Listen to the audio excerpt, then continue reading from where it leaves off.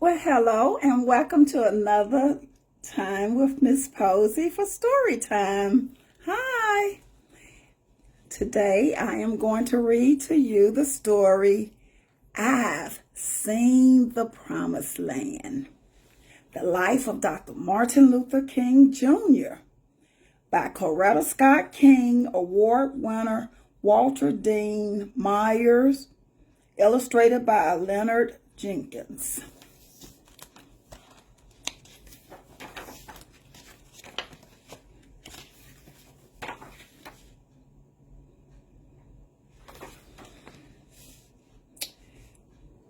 March 1968, the country was torn by turmoil. There were protests against racial injustice. On college campuses, young men and women were opposing the long war in Vietnam.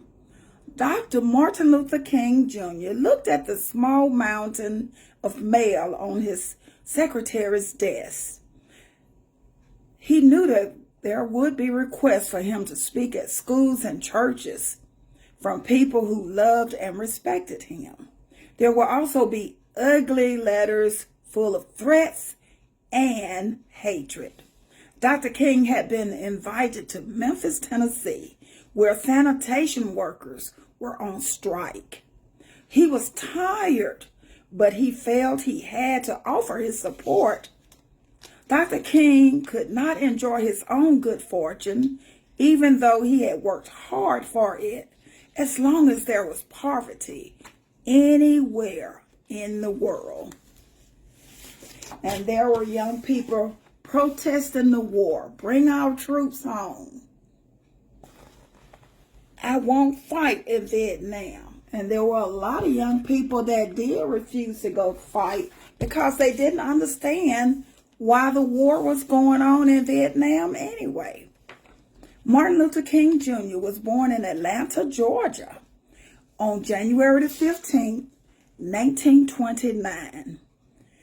His father was one of the most respected ministers in Atlanta, but Atlanta was part of the segregated South, and young Martin had to put up with the pain of being judged by the color of his skin.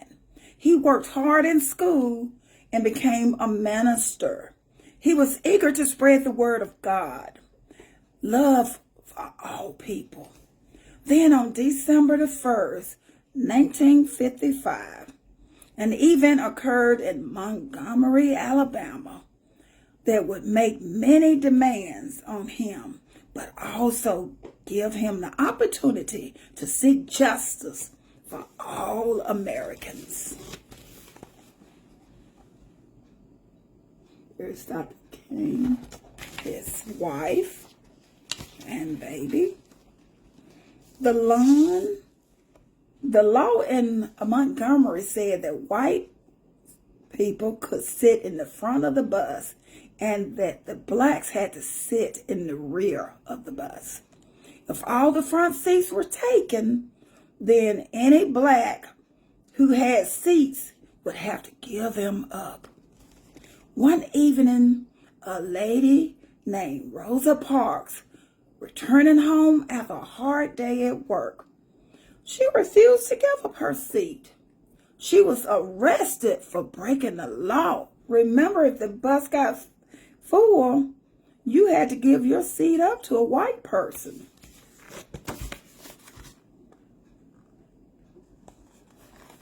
And because she was tired and didn't want to give up her seat,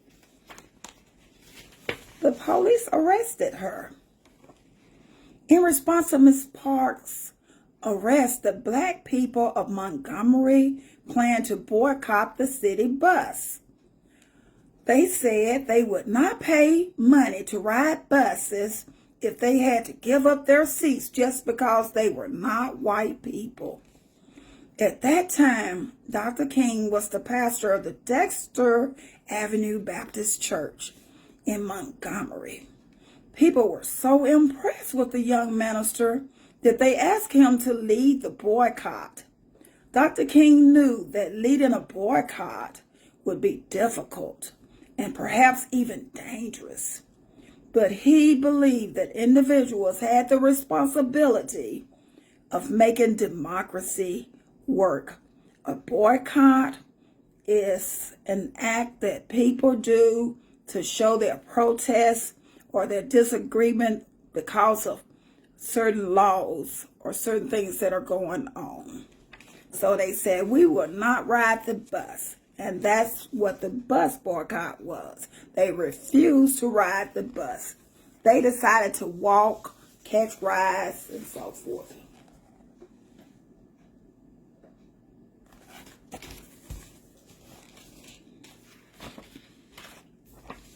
There were groups that would do anything to stop black people from being treated equal.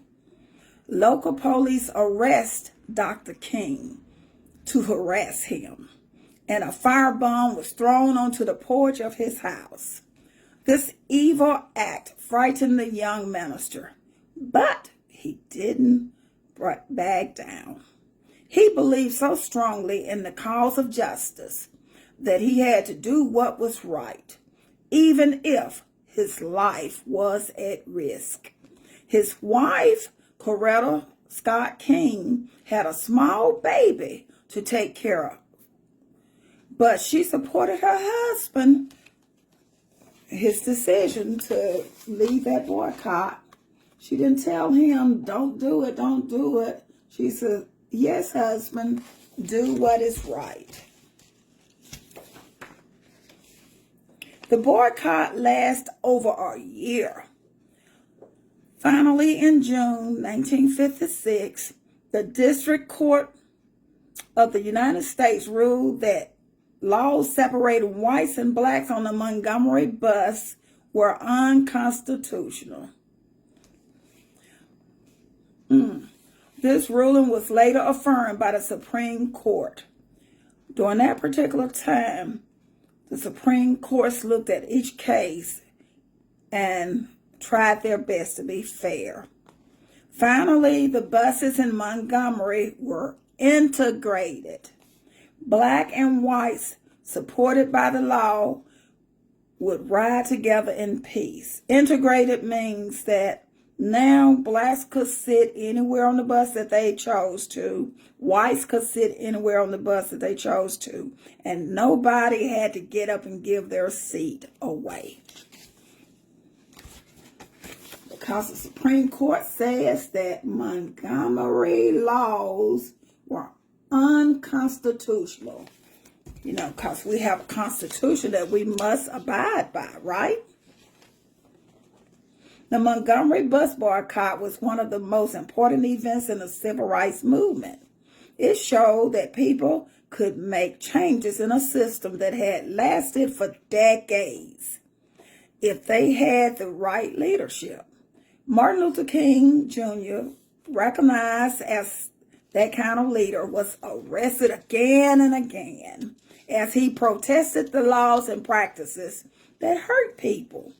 The arrest did not stop his activity or his determination. Being in prison was hard, but it was a difficulty that Dr. King gladly accepted because he knew that he was doing what was right. Sometimes doing what is right is not always, it doesn't always feel good, and sometimes people will turn against you. But you must still decide to do a right thing.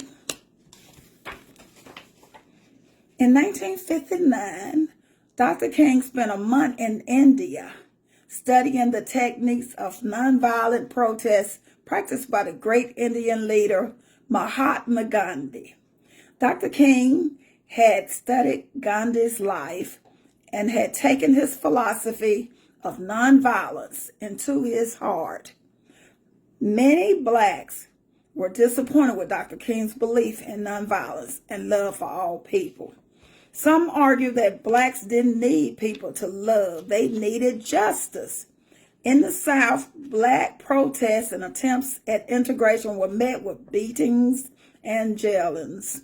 It was clear that those who opposed equal rights for blacks did not mind using violence. Violence is never the key to solving a problem. At least not always. While Dr. King spoke throughout the United States of nonviolence, there were others with different ideas. One of them was the man known as Malcolm X. Who ever heard of a nonviolent revolution?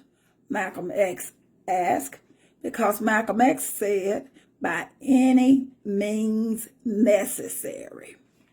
But Dr. King knew that people would come to understand and respect one another only through love, not force. The movement of justice, for bringing all people together, took many forms. In the South, Dr. King led nonviolent marches. He insisted that those who worked with him practice nonviolence, even though he acknowledged that it was not always an easy path to follow. Sometimes in northern cities, young people exploded with anger. Dr. King understood their impatience, but did not think that violence would ever turn back the winds of hatred. But even though Dr. King and Malcolm X did not agree on everything, they still became friends and they respected each other. In 1963, the voice of those who were against nonviolence grew louder.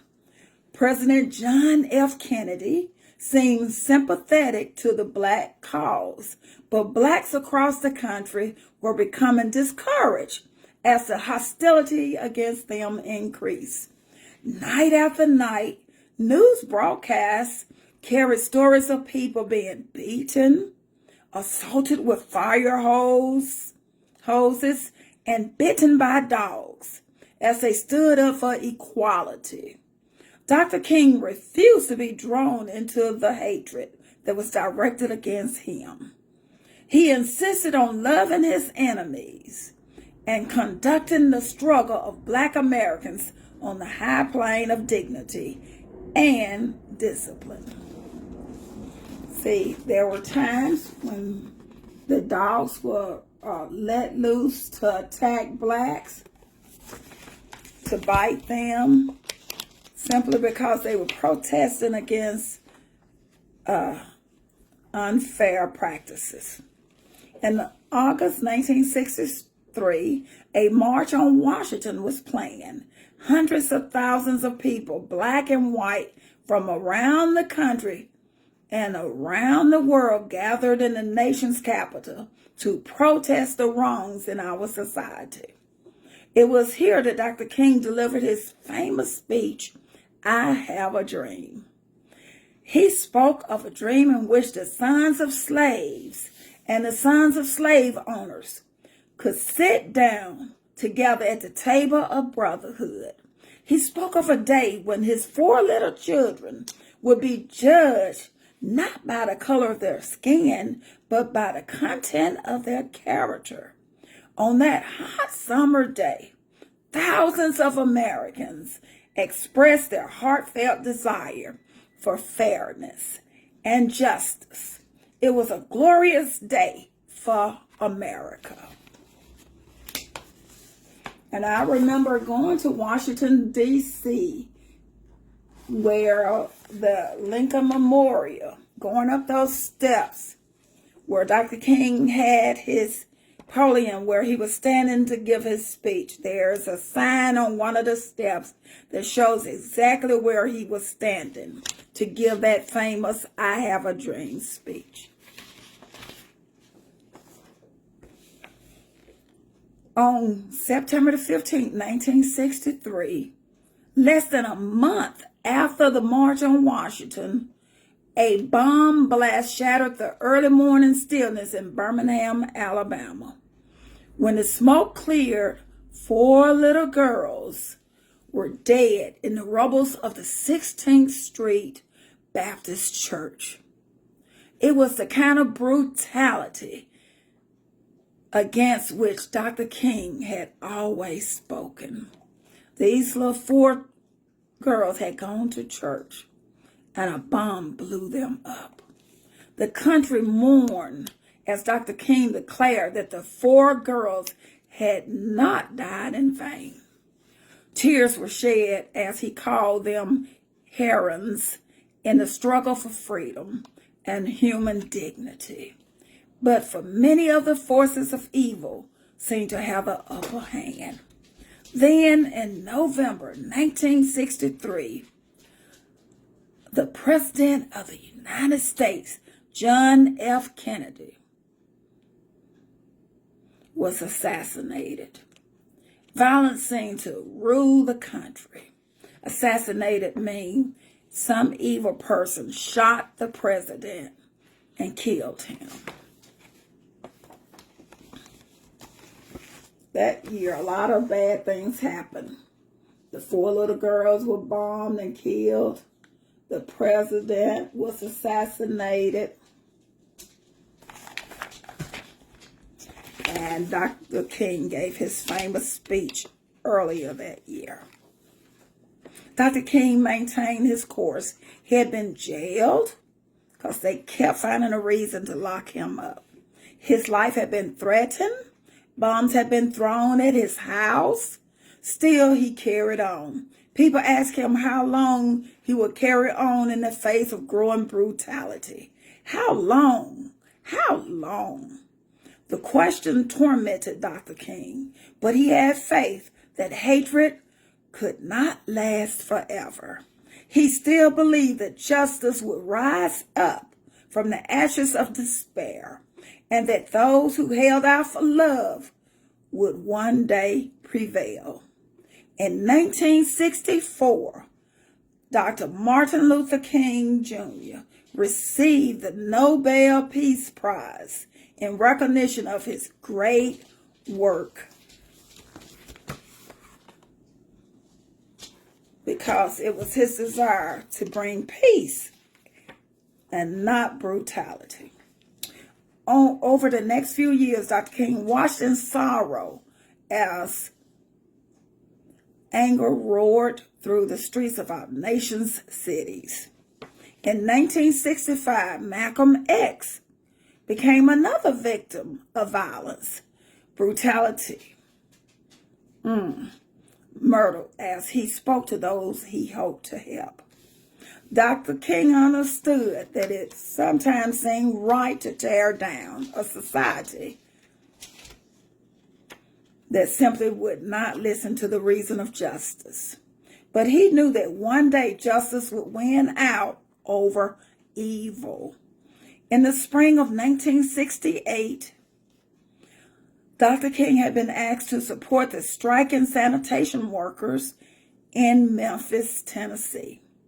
Just days before his arrival, there were signs that the promised peaceful protest would be hard to control. Dr. King was discouraged, but he put aside his feelings. He thought that if he put himself before the people, they would remain calm. On March the 28th, Dr. King led a march through downtown Memphis. The anger that the sanitation workers felt boiled over into the streets. And I guess you said, why were the sanitation workers angry? Sanitation workers also are garbage collectors. From my research, it's talked about how the black sanitation workers, when they had to ride on the truck, on the backs of the truck in the pouring rain and everything, they were not allowed to get on the inside of the trucks. They could not eat inside the truck. They had to put their lunches back there with the garbage, and worms and things would get on it. The results were, for Dr. King, a disaster. One young man was killed and 50 others were injured. Dr. King wondered if his message had fallen on deaf ears.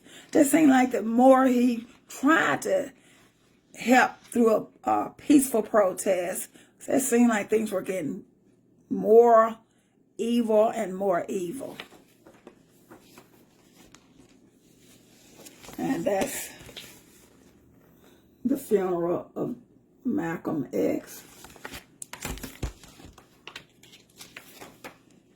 On April the 3rd, 1968, at the Masonic Temple in Memphis, Tennessee, Dr. King spoke of his life. He said that he had been to the mountaintop and seen the promised land.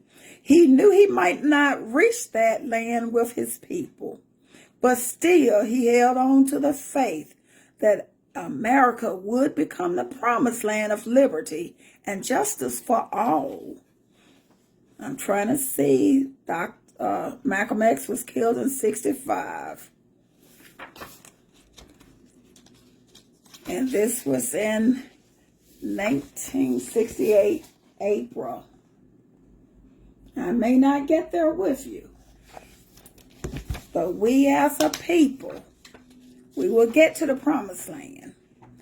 The next evening, April the 4th,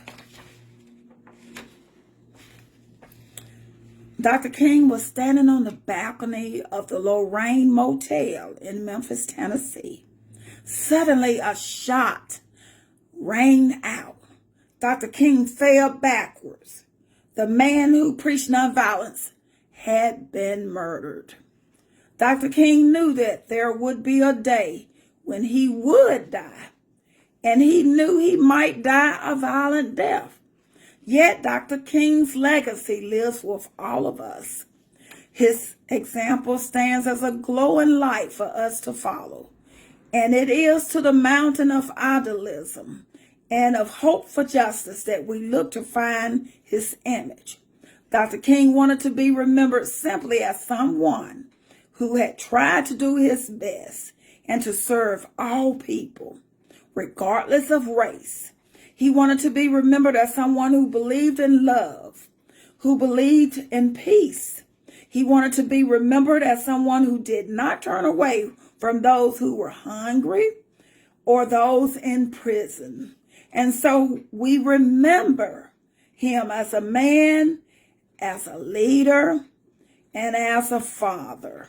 We look to him as a man who tried to keep his country on the righteous path to freedom and equality. See, that's a picture of him on the mountaintop. And so in Washington, D.C. now there's a beautiful memorial dedicated to Dr. Martin Luther King. And it is very beautiful. And if you ever get a chance to go to Washington, D.C., please visit that historical monument. Thank you.